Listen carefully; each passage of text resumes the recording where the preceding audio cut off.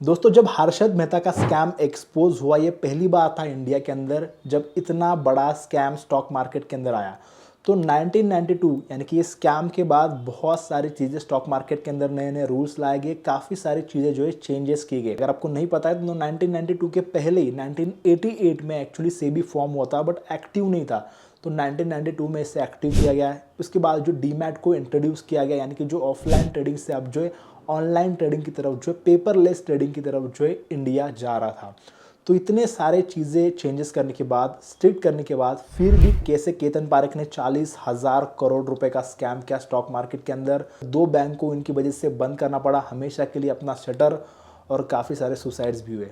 तो आइए दोस्तों, आज इस वीडियो के अंदर केतन पारेख की स्कैम के बारे में जान लेते हैं। 6 others, including top officials of the Can Bank Financial Services or CanFina, have also been sentenced. A special court had convicted Parekh and his associates of entering into a criminal conspiracy to siphon off 47 crore rupees from Bangalore-based CanFina subsidiary of Canara Bank. Now, last Thursday, SEBI restrained 26 entities from trading in the markets for acting as fronts for Ketan Parekh. 5.5 years after Parekh himself was banned from trading, the regulator has found him executing trades through front entities. To understand why and how Parekh is allegedly still operating and what SEBI is doing about it. तो दोस्तों, Ketan Parekh profession से एक chartered accountant था and stock broking उनका जो family business था। तो उन्हें बचपन से ही स्टॉक मार्केट की काफ़ी सारे लूप होल्स, बैक स्टोरी उनको पता थी। बट इतना सब होने के बावजूद भी वो अपने जो फैमिली बिजनेस को छोड़ के हर्षद मेहता की कंपनी ग्रोमोर के अंदर एज अ ट्रेनी ज्वाइन हुए थे। एक्चुअली दोस्तों, 1992 का ये जब स्कैम ओपन हुआ था हर्षद मेहता का, तो कहा जाता है केतन पारेख का इसके अंदर इन्वॉल्वमेंट था। बट यहाँ पर एक कंपनी के अंदर जो एक एम्प्लॉय थे, तो उनके ऊपर ज़्यादा इन्वेस्टिगेशन नहीं हुआ। बट उसी साल केतन को कफीना म्यूचुअल फंड केस के अंदर 1 साल की सज़ा हुई और उन्हें जो अरेस्ट कर लिया गया। अब जान लेते हैं कि केतन पारेख ने स्कैम किया कैसे। तो बेसिकली दोस्तों, स्टॉक मार्केट के अंदर मैनिपुलेशन किया जा रहा था। इसे हम लोग जो है पंप एंड डंप स्कीम कहते हैं, जहाँ पर एक जो आर्टिफिशियली किसी भी स्टॉक को उसका प्राइस बढ़ा दिया जाता है, स्टॉक के अंदर डिमांड लाके उसे ऊपर लेके जाया जाता है और उसके बाद जो उसे हाई रेट पर बेचा जाता है, यानी कि उसे जो डंप किया जाता है। बट हर्षद मेहता के केस से केतन पारेख काफ़ी कुछ चीज़ें सीख चुका था।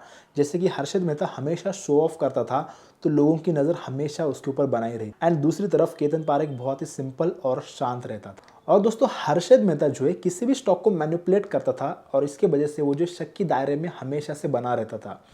बट यहाँ पर जो है केतन पारेख बहुत ही स्मार्टली स्टॉक को चूज़ करता था। जैसे कि वो जो स्मॉल मार्केट कैप वाली कंपनीज को चूज़ करता था सबसे पहले, बिकॉज उनमें जो आसानी से मैनिपुलेट किया जा सकता है। दूसरा, वो जो फंडामेंटल ठीक ठाक कंपनीज को चूज़ करता था, बिकॉज कंपनी अगर फंडामेंटल ठीक ठाक है, अगर कल को उसका भाव बढ़ने भी लगे तो किसी को शक ना हो और उसे लगे कि नेचुरल ग्रोथ है, कंपनी बढ़ रही है। और तीसरा, उसने जो ट्रेडिंग के लिए बॉम्बे स्टॉक एक्सचेंज की जगह कोलकाता स्टॉक एक्सचेंज को चुना था, बिकॉज वहाँ पर रूल्स इतने स्ट्रिक्ट नहीं थे। और उसी वक्त यहाँ पर जो यूरोप के अंदर .com बबल भी चल रहा था, जिसमें जो इंटरनेट कंपनीज, वेबसाइट की जो कंपनीज है, काफ़ी अच्छी तरीके से ग्रो हो रही थी। तो केतन ने भी उसी सेक्टर की कंपनीज को चूज़ किया मैनिपुलेट करने के लिए, ताकि शक जो है डायरेक्टली उसके ऊपर ना जाए। और दोस्तों, हर्षद मेहता के केस में हर्षद मेहता खुद ही स्टॉक को मैनिपुलेट करने की कोशिश करता था, तो इसलिए वो आगे जाके जो पकड़ा गया। बट केतन पारेख वैसा नहीं करता था। केतन पारेख चूज़ किए हुए स्टॉक को लोगों की नज़र में लाने का काम करता था, ताकि बड़े बड़े इंस्टीट्यूशंस को वो स्टॉक अच्छे लगने लगे और उनमें वो इन्वेस्ट करने लगे। बिकॉज इंस्टीट्यूशंस के पास काफ़ी बड़ा पैसा होता है, तो जब ये इन्वेस्ट करने लगे तो आधा काम तो वही निपट जाता है। अब अगर आपको इंस्टीट्यूशन नहीं पता है कि ये क्या होते हैं, जैसे कि mutual fund, insurance companies, hedge fund, इनको हम लोग जो इंस्टीट्यूशंस कहते हैं। अब इंस्टीट्यूशंस का ध्यान स्टॉक मार्केट की तरफ, स्टॉक्स की तरफ आकर्षित करने के लिए वो जो है उस स्टॉक के अंदर वॉल्यूम काफ़ी बढ़ा देता था। बिकॉज केतन पारेख को ये अच्छे से पता था कि इंस्टीट्यूशन उन्हीं स्टॉक के अंदर इन्वेस्ट करते हैं जिनमें जो वॉल्यूम सबसे ज़्यादा होता है और लिक्विडिटी हाई होती है। बिकॉज वो जो अगर कभी भी चाहे अपना स्टॉक बेचना तो वो बेच सके, बिकॉज ये सारा पैसा उनके जो है क्लाइंट का होता है। तो केतन पारेख उस स्टॉक के अंदर वॉल्यूम बढ़ाने के लिए सर्कुलर ट्रेडिंग का इस्तेमाल करता था। अब ये सर्कुलर ट्रेडिंग क्या होती है? अपने ही सर्कल के अंदर स्टॉक को, यानी कि अपने ही दोस्तों के बीच स्टॉक को खरीदना और बेचना।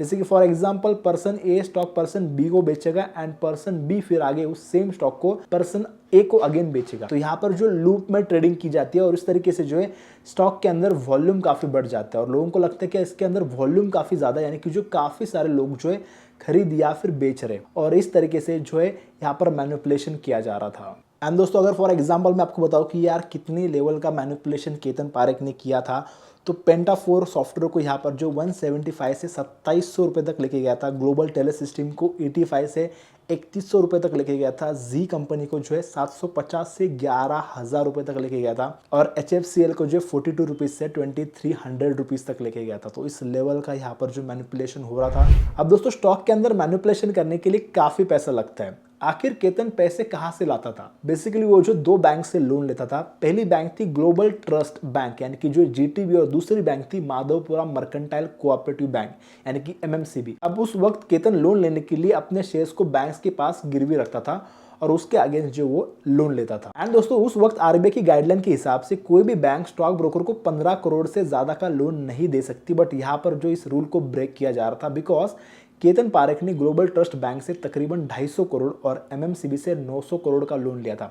कभी कभी केतन बिना शेयर्स गिरवी रख के भी लोन लेता था, बिकॉज केतन पारेख ने GTB बैंक के अंदर स्टेक भी लिए थे ताकि उनके ऑफिशियल्स के साथ मिलकर ये सारी चीजें वो कर सके। कुछ साल ये चीजें काफी अच्छी चली, बट वो कहते हैं ना कि एक बार अगर प्रॉब्लम आना शुरू हो जाए तो रुकने का नाम नहीं लेती है। 2001 में हुआ bank of India Ketan Parekh के ऊपर केस लॉन्च कर देती है, क्योंकि केतन पारेख फ्रॉड तरीके से उनसे पे ऑर्डर के पैसे लेके गया था और वो अमाउंट था 137 करोड़ का।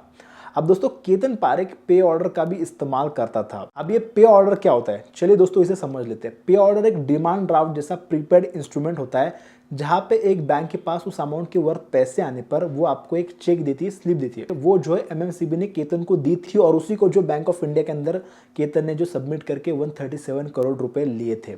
अब देखिए दोस्तों, आपके दिमाग में एक सवाल आता होगा, यार इतने बड़े पैसे देने से पहले बैंक क्या वेरीफाई नहीं करती कि यार ये पे ऑर्डर जो दिया है केतन ने हमें, ये सही है या फिर नहीं है? डेफिनेटली करती है दोस्तों, बट यहाँ पर हुआ ऐसा, नॉर्मली अगर पे ऑर्डर में कुछ प्रॉब्लम होता है तो 3 दिन के अंदर जो RBI उसे रिटर्न कर देता है बैंक को। बट यहाँ पर केतन की केस में RBI के थ्रू 3 दिन के अंदर जो पे ऑर्डर रिटर्न नहीं आया, तो बैंक को लगा ये पे ऑर्डर पास हो चुका है, तो उन्होंने जो केतन को 137 करोड़ रुपए दे दिए।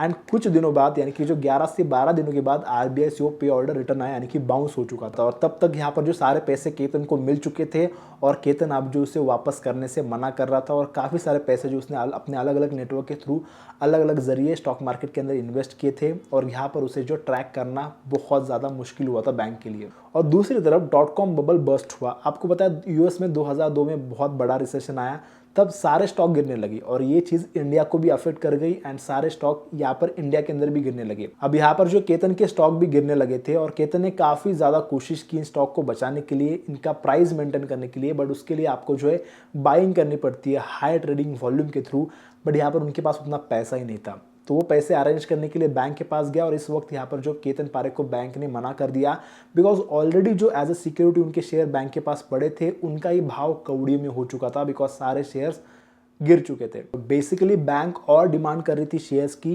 तभी जाके वो जो लोन दे सकती थी। और फिर केतन पारेख के स्टॉक का बबल जो था वो फूट गया और लाखों लोगों को लाखों का नुकसान हुआ। केतन के सारे शेयर जो पंप किया गया था वो जो अब गिर चुके थे। जैसे कि फॉर एग्जांपल ग्लोबल टेलीसिस्टम का जो भाव 3100 से 120 पर आ चुका था, HFCL का जो 2300 से 90 पर आ चुका था।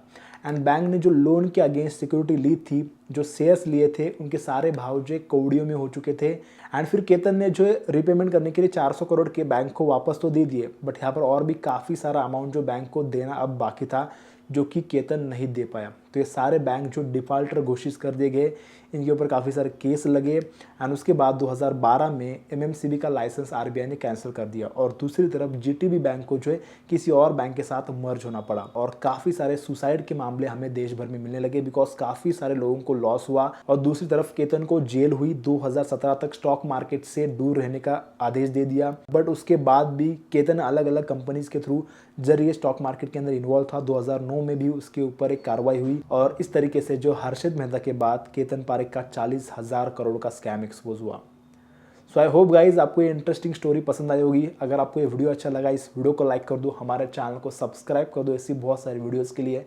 मिलते किसी और नेक्स्ट वीडियो के अंदर, तक के लिए बाय बाय।